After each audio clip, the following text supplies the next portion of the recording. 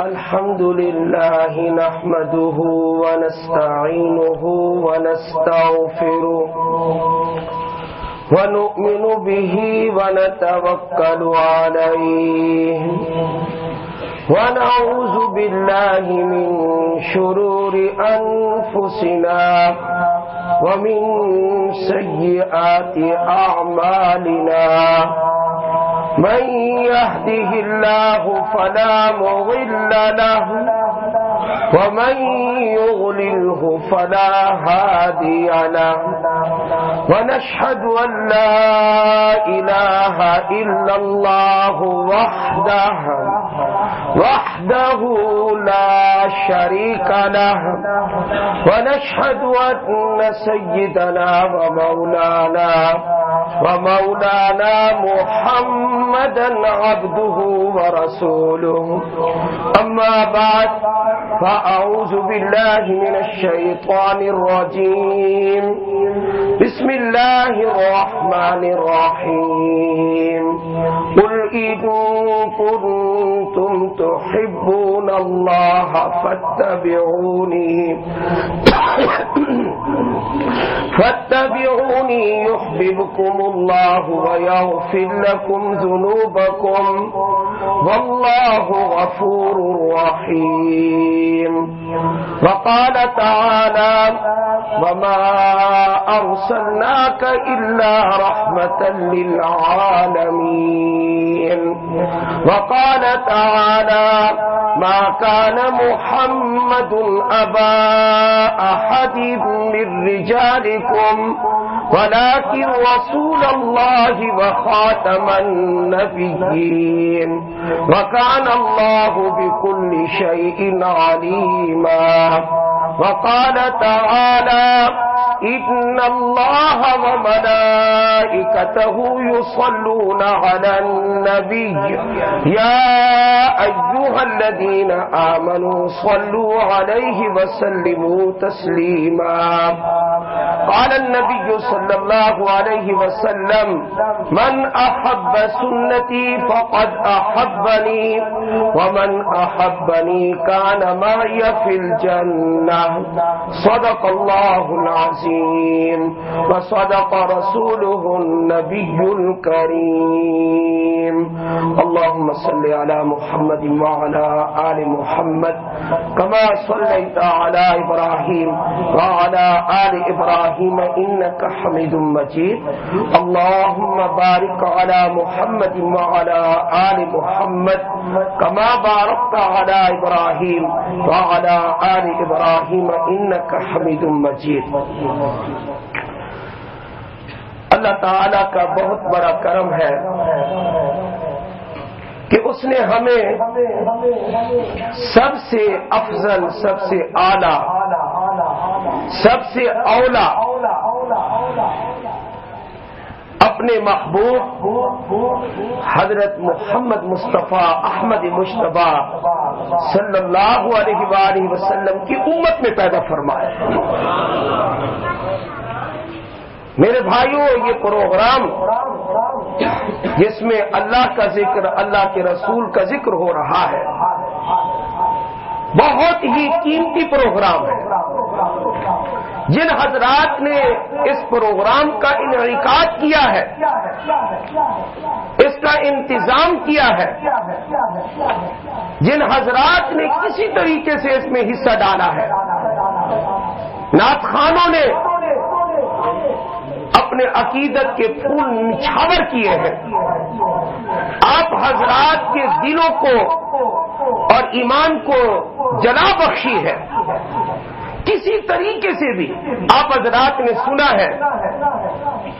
اللہ تعالی سب کے حصوں کو، سب کی شمولیت کو قبول فرمائے.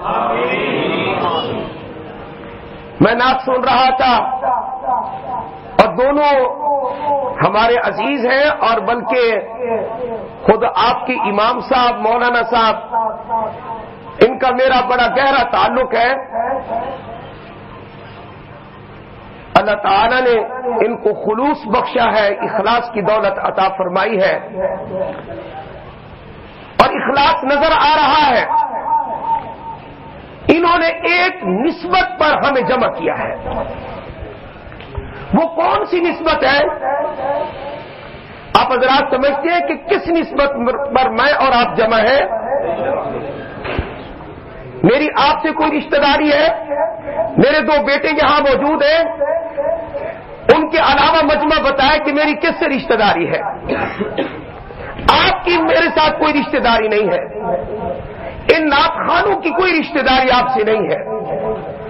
بہت سارے لوگ ایسے ہیں کہ وہ صرف اور صرف محبت رسول کی وجہ سے یہاں جمع ہوئے ہیں اور کوئی رشتہ نہیں ہے. نبی علیہ الصلوۃ والسلام کی محبت صرف ایمان نہیں، عین ایمان ہے. یہ زندگی کا سرمایہ ہے. کیا وجہ ہے؟ غازی علم الدین نے اپنی جان قربان کروائی، ممتاز قادری نے اپنی جان قربان کروائی. یہ قربانیاں کیوں دی ہیں؟ کیا تھا ان کے دلوں میں؟ کون سا جذبہ موجزن تھا؟ پھانسی پہ کیوں لٹک جاتے ہیں؟ اپنی جان کیوں قربان کر دیتے ہیں؟ اپنی بیوی سے زیادہ، اپنے باپ سے زیادہ، اپنے دادا سے زیادہ، اپنے دوستوں سے زیادہ، اپنے احباب سے زیادہ، اپنے چچا سے زیادہ، چچا کے بیٹوں سے زیادہ، ماموں سے زیادہ، پورے کنبے سے، قبیلے سے زیادہ حضور سے محبت کرتے ہیں.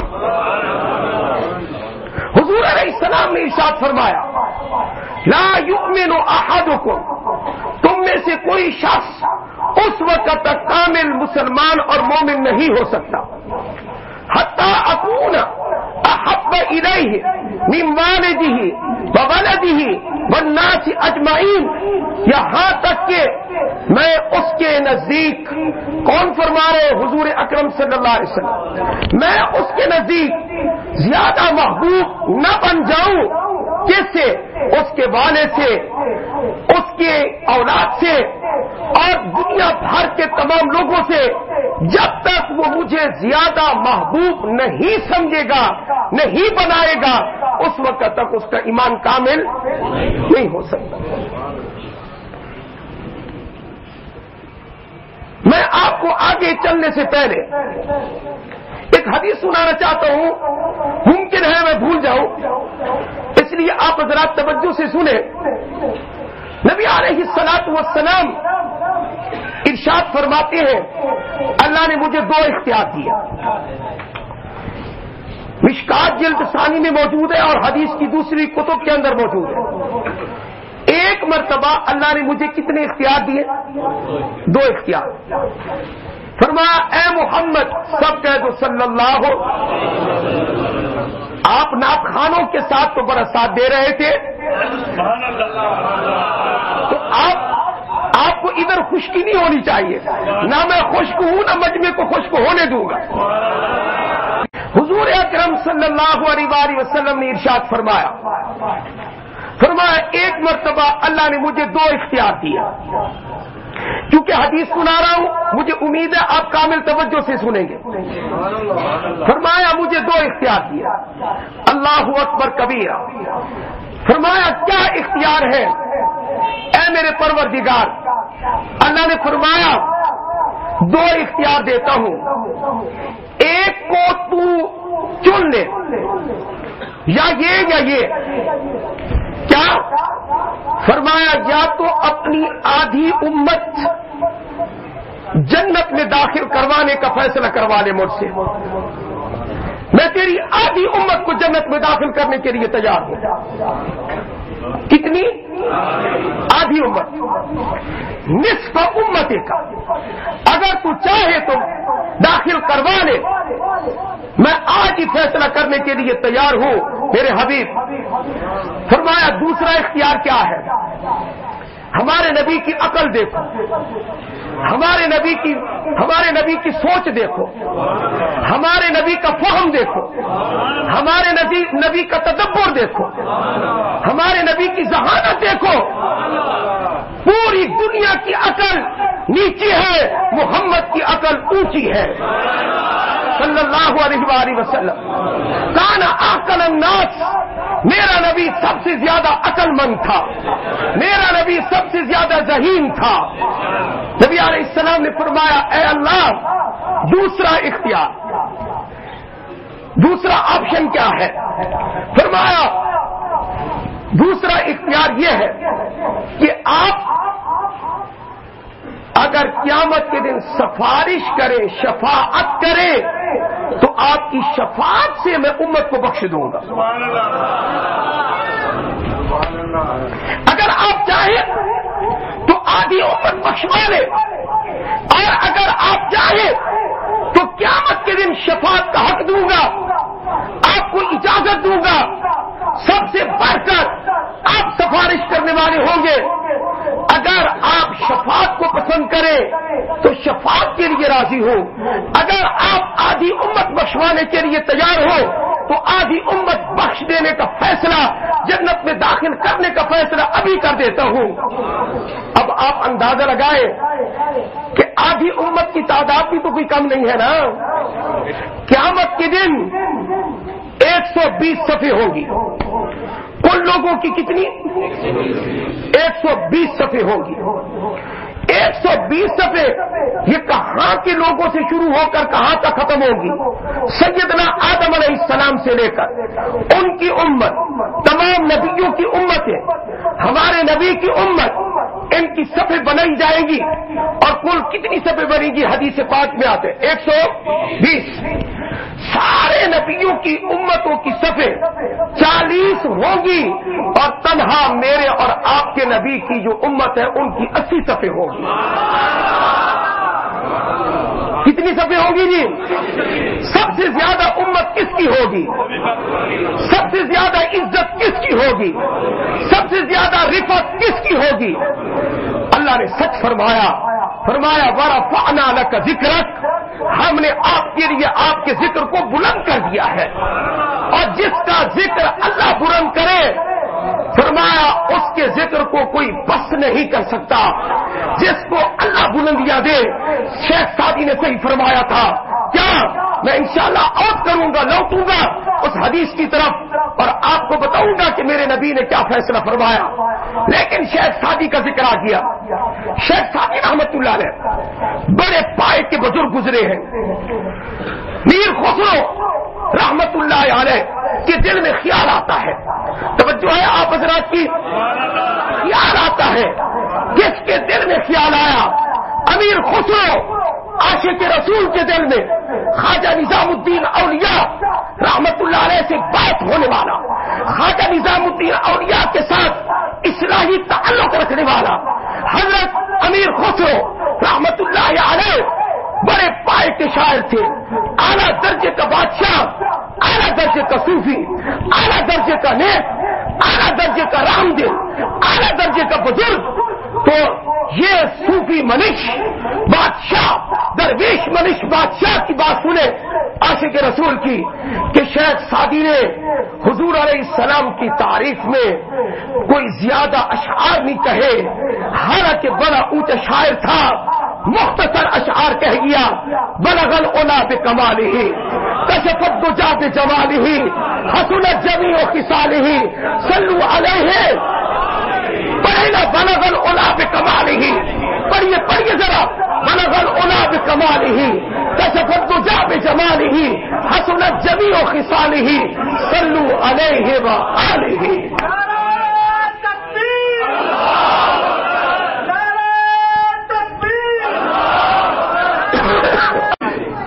میں عرض کر رہا ہوں، امیر خسرو رحمت اللہ علیہ کے دل میں خیال آیا کہ شیخ سعدی رحمت اللہ علیہ اتنا بڑا پائے کا شاعر گزرا ہے، لیکن اس نے چند اشعار اس نے کہہ کے بات ختم کر دی ہے۔ اور شعر کون سے کہے؟ بلغ العلا بکمالہ، کشف الدجی بجمالہ، حسنت جمیع خصالہ، صلوا علیہ وآلہ۔ یہ اشعار کہہ کے گلستہ کے اندر آگے چلا گیا ہے۔ حضور علیہ السلام کی تعریف میں کوئی لمبا کلام نہیں کہا، اس کو لمبا کلام کہنا چاہیے تھا۔ یہ کس کے دل میں خیال آیا؟ امیر خسرو رحمت اللہ علیہ کے دل میں۔ رات کو سوئے جا کر اللہ والوں کے ساتھ اللہ کے معاملے کچھ اور ہوا کرتے ہیں. کیا دیکھتے ہیں خواب میں؟ کاش مجھے اور آپ کو یہ نعمت نصیب ہو جائے. کیا دیکھتا ہے امیر خسرو خواب میں کہ نبی علیہ السلام کی محفل لگی ہوئی ہے. کس کی محفل ہے؟ میرے پاک نبی کی، میرے سب سے اعلیٰ نبی کی اور کائنات کے سردار کی، دونوں جہانوں کے سردار اور بادشاہ کی محفل لگی ہوئی ہے. اور ساتھ اللہ اکبر ابو بکر عمر جیسے وزیر بھی بیٹھے ہیں. میں نے یہ وزیر کا لفظ بولا ہے. سامعین آپ سنیں، یہ میں نے اپنی طرف سے نہیں کہا، میرے آقا نے فرمایا، مدنی نے فرمایا، مکی نے فرمایا، ہاشمی نے فرمایا، میرے نبی نے فرمایا ہے. اللہ نے 2 وزیر مجھے آسمان پر دیے ہیں، 2 وزیر مجھے زمین پر دیے ہیں. فرمایا آسمان کے وزیر دو میرے اللہ نے منتخب کیے ہیں، ایک جبریل ہے، دوسرا میکائیل ہے. اب سنیے کہ اس زمین پر آپ کے وزیر کون ہیں؟ میرے آقا نے فرمایا ایک ابو بکر ہے، ایک عمر ہے رضی اللہ تعالیٰ عنہما. ذمہ دار ہوں ایک ایک لفظ کا. حدیث کی کتابوں کو سامنے رکھ کر گفتگو کر رہا ہوں. انشاءاللہ میرے سامنے ہے احادیث، میں علی وجہ البصیرت بیان کر رہا ہوں، میں پورے مطالعے کے ساتھ بیان کر رہا ہوں. میں نبی کا عاشق ہوں، میں نبی کا محب ہوں، میں نبی کے اصحاب کا غلام ہوں، میں ابو بکر کی جوتی کی دھول ہوں، میں ابو بکر کے سامنے پچھلا چاہتا ہوں، میں عمر کا غلام بننا چاہتا ہوں، میں عثمان کا غلام بننا چاہتا ہوں، میں علی حیدر کرار کا غلام بننا چاہتا ہوں. اللہ میرے اور آپ کے جذبے کو قبول فرمائے. محترم حضرت مولانا ذوالفقار علی صاحب استاد المحدثین. عرض کرنا چاہتا ہوں امیر خسرو نے کیا دیکھا، رحمت اللہ علیہ نے دل میں کیا خیال آیا تھا. شیخ سعدی نے کوئی لمبا کلام نہیں کہا، زیادہ اشعار پڑھنے چاہیے تھے. شیخ سعدی کو آج ایسا کلام کہنا چاہیے تھا کہ قصیدے پڑھے جاتے. یہ کیا ہوا، شروع کرتے ہیں مزہ آتا ہے تو کلام ہی ختم ہو جاتا ہے. بلغ العلا بکمالہ کشفت الدجا بجمالہ حسنت جمیع خصالہ صلوا علیہ وآلہ.